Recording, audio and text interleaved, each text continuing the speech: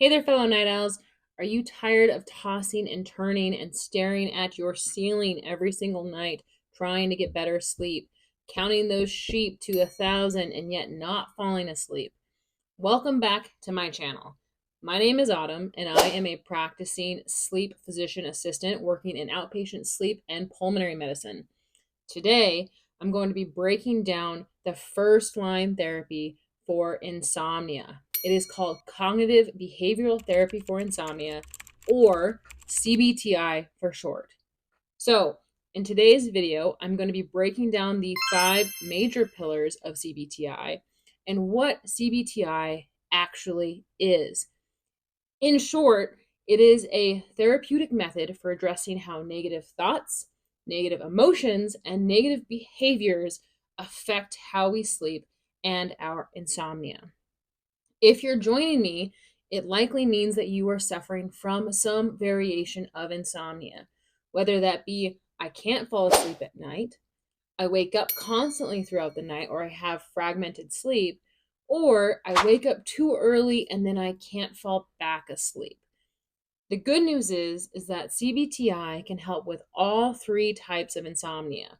And so whether or not you can't fall asleep, you can't stay asleep, or you're waking up too early, CBTi is the first line therapy according to multiple different institutions. So it's first line therapy according to all these institutions. I know it's hard to do in real life, but we're going to talk about the 5 pillars of CBTi and how you can use them to improve your overall sleep so you can be well rested, have energy to do the things you love, and live a healthier, happier life.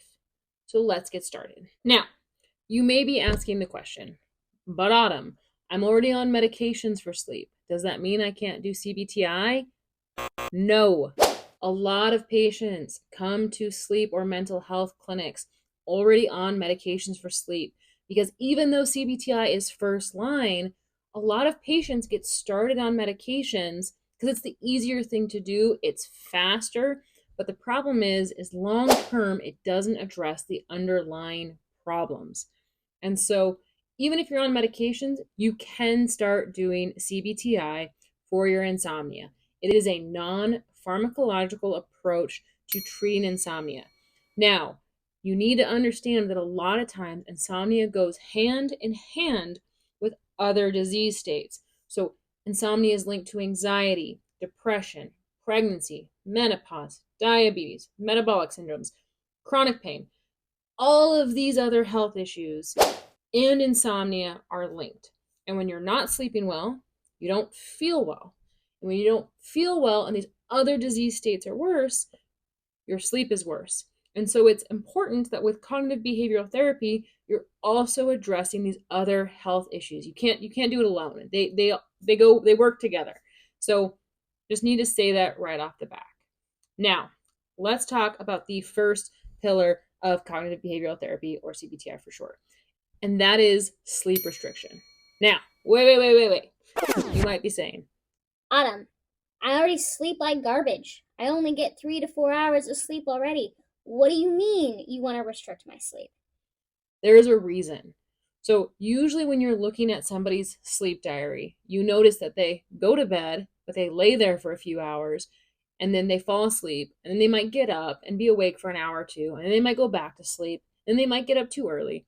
And at the end of that 9 hours of laying in bed, they only actually slept for 4 to 5 hours. So the goal with sleep restriction is to actually shorten the amount of time that you spend in bed to match the time that you are actually sleeping.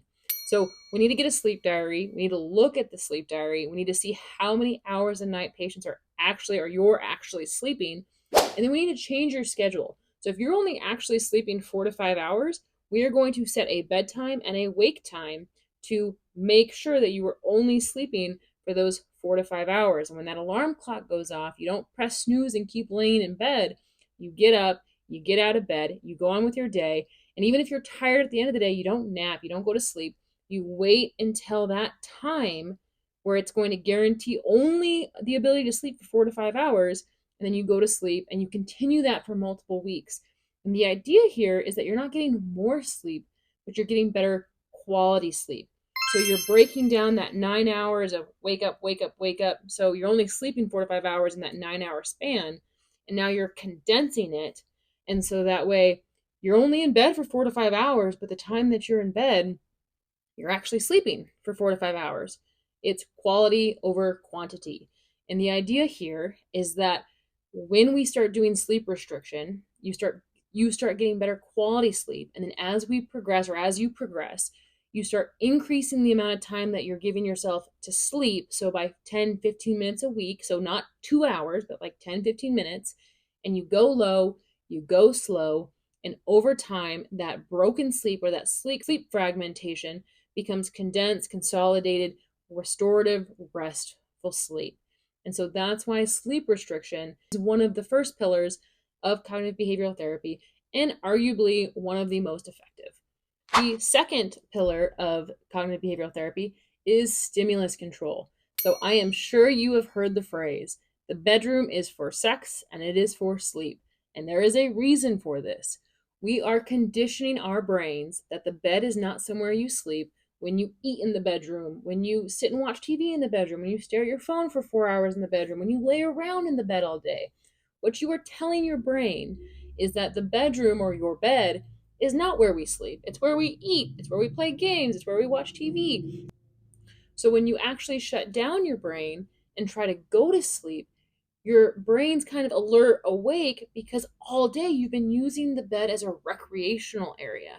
So for stimulus control, if you can't fall asleep in the first 30 minutes to an hour, you're just laying there staring at the ceiling thinking, oh my goodness, when am I gonna sleep? Get out of bed. Don't go watch TV or play video games or do something stimulating, but get out of bed, walk around, read a book. And then when you start to feel sleepy, go back to bed, lay back down, and try to sleep. Stimulus control means that the bed is for sleeping and sex only. And it's not going to happen overnight. You need to retrain your brain. You need to basically condition your brain that when you go to bed, that's where you sleep. And over the course of a few weeks to a few months, if you consistently, and that's the key word, consistently do this, your brain will be retrained to, fall asleep faster when you're actually laying in bed, which is great because the bed is for sleep and sex, and that's it. Those are the only two things. Number three is cognitive restructuring or reducing sleep related anxiety. And this is probably one of the more difficult pillars of cognitive behavioral therapy because you need to identify the negative thoughts that you're having around sleep, take action on the negative emotions or try and reframe that negative emotion, and then help identify better behaviors. And so, with the cognitive restructuring, how this looks is say you have a big test, a big exam, something going on tomorrow. You get into bed, and your first thought is, oh man, I'm going to flunk this test because I can't sleep and I don't sleep well. It's a negative thought. It's a negative thought and it's a self-fulfilling prophecy. And it's really hard to shake. So I'm not blaming you if you have this negative anxiety around sleep because it's trained, but it does become a self-fulfilling prophecy. So what you do is you identify that thought. That thought is, if I don't sleep tonight, I'm going to fail my test. You identify that thought and you say, how is this positively serving me? And so it's giving you a negative emotion. So you need to reframe it. And how you reframe that is you say, well, I've been sleep deprived or I've had a bad night's rest in the past. And yet the following day, even though I was sleepy, I have been successful. And so you reframe that from, oh my goodness, I'm not going to sleep tonight, I'm going to fail my test, to even if I don't get a great night's sleep tonight, I have been successful with less sleep in the past, and so I'm going to likely be successful tomorrow. Now, I'm not saying that it's magic. You're not going to say, oh, I've been sleepy, it's fine, and then you're going to fall asleep. That's not how this works. But you need to start practicing identifying those negative self-fulfilling thoughts, identifying and kind of targeting how they make you feel, and then reframing those thoughts and emotions, and then targeting the behaviors. So not sleeping, you're not being able to go to sleep, and kind of using the three interchangeably as that cognitive restructuring progresses. And usually it's more helpful to have a therapist during this part because they're also going to address other conditions like anxiety, depression that's causing that increase in racing thoughts. But for the most part, with cognitive restructuring, it's identify the thought, identify how it makes you feel, and then identify the negative behavior that follows. The fourth pillar of CBTi is relaxation techniques. Now, this is not a one size fits all. So, some people like yoga. I personally don't. I like stretching, but I've never been a yoga fan. Some people like listening to meditations or music to really calm down their brain. Other people like going for a little walk. I say walk here, not a sprint, not a run. Other people like to read a book or read, Bible passages or poetry or, do things that are very calming. So relaxation techniques can be different for everybody. You're not going to have one size fits all for anybody. There's breathing techniques. There's yoga, stretching, breathing techniques, other things that you can help to relax. But the key here is it needs to calm down the brain, put your body into a relaxed state. So that way, when you are going to bed, your brain is starting to slow down, you're cognitively less alert, you are ready to go to sleep. So that is kind of the fourth pillar, which is those relaxation techniques. And again, not a one size fits all. So if you do yoga and you're like me and you're not a huge fan, then you can try something else. Something else will work for you or should work for you. You might just need to find your relaxation technique that you like. Number 5, and this is the behavioral piece of CBTi. This is sleep hygiene. And it's kind of a big umbrella. So sleep hygiene is the common sense things that you can think of, like don't drink a cup of coffee right before you go to sleep because you're probably not going to sleep well. But this also means cutting out caffeine earlier in the day, avoiding nicotine, avoiding really cognitive stimulating work right before bed, making sure that your room is cool, dark, and comfortable. Those type of things all fall under the umbrella of sleep hygiene. And again, in future videos, I'll dive deeper into each of these pillars. But for the most part, just know that sleep hygiene means, is your bedroom comfortable? Is your bed comfortable? Is your area safe and conducive to a good night's sleep? Is the noise quieted so you can actually get to sleep? Is it dark?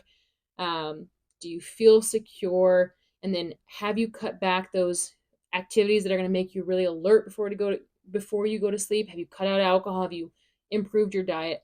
Those things all fall under sleep hygiene, but they're the behavioral piece of CBTi. So you've done the 5 things. You've worked on sleep restriction. You've worked on stimulus control. You've worked on cognitive restructuring and therapy. You have worked on your relaxation techniques. And now you've done your sleep hygiene. You're doing all of these things and you're still not feeling better. What then? So if that occurs, I always recommend that patients go to their provider. They may need a further workup. Or if this still isn't working, you haven't failed. There's a reason why we have sleep medications or medications to help address kind of what's going on. Sometimes patients need CBTi and they need medications, and that is okay. That's fine. But just know that I always recommend that even if you end up needing medications or needing other workups or needing other things, you're still going to get benefit from CBTi because it is going to improve your sleep hygiene. It's going to improve your sleep health. It's going to make positive, lasting changes in your life if you can be consistent. Now, you might also be wondering, but where can I get help? Who is going to train me on how to use CBTi? And if you are a veteran, you have access to VA services. There are some mental health providers that teach CBTi. I will list some resources in the comment section that are both free, and then there's also paid services. And then I'm also going to list some of my favorite apps, specifically the free VA sponsored CBTi coach that you can download for free, whether you're a veteran or a civilian. I think when you're first jumping into this, it's very important that you start with free resources. There's all kinds of free audiobooks, free apps, free this YouTube video, free, because I think that getting help is very important. And I understand that not everybody has the resources to get a trained therapist or the time, because it can take months to actually get in to see a provider. The takeaway, though, is CBTi is first line for insomnia, but it requires consistency. So if you can be consistent with it, it may not completely cure insomnia, but I can expect that it will at least improve your sleep health to some degree. So if you have found this content helpful, please give it a thumbs up. Please subscribe, as in future videos, I will dive deeper into each of the pillars of CBTi as well as other sleep disorders.